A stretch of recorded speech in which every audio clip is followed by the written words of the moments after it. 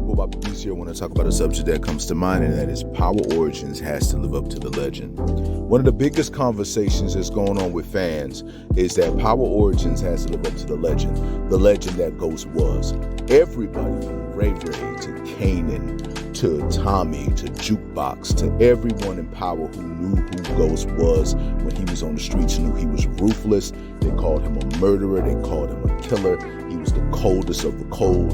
Apparently, the Tariq that we have, who's also a killer, because when Tariq taps into that side, he goes into that place much like where his father is. So in a way, Tariq is a resemblance of his father when he has to take people out, but Ghost is like way more colder because Ghost is coming from the hood with it. So he has to live up to the legend. Basically, when it comes down to it, when people talk about old Ghosts and the past of Ghosts, he was always a thinking and strategic individual, even back then. And not only that, he was the coldest of everybody.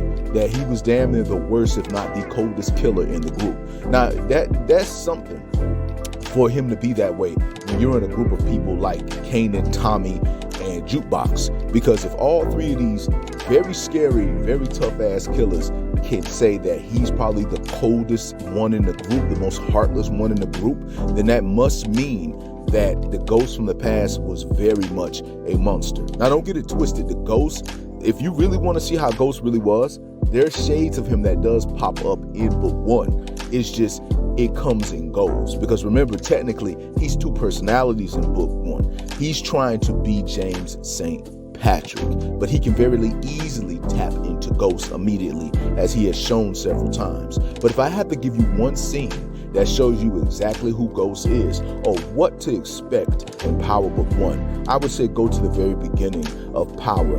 In the very first episode, when Tommy and them was telling him about the dude that was trying to rob their spots, and Ghost went down to the basement of the club and he had a conversation with the guy back and forth. He even negotiated with him to try to help him live.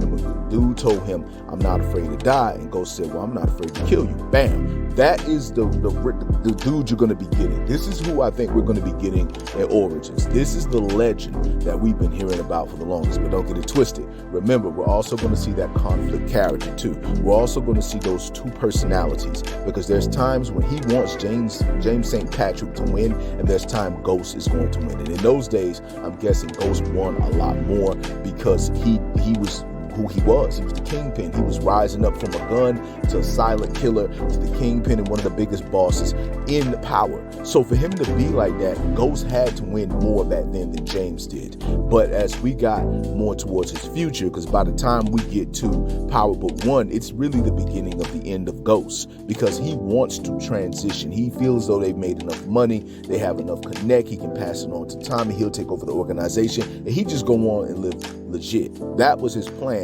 for book 1. The only thing that threw a monkey wrench in that plan dominantly was him encountering Angela and him having mercy for Kanan and letting Kanan live when he should have took Kanan out.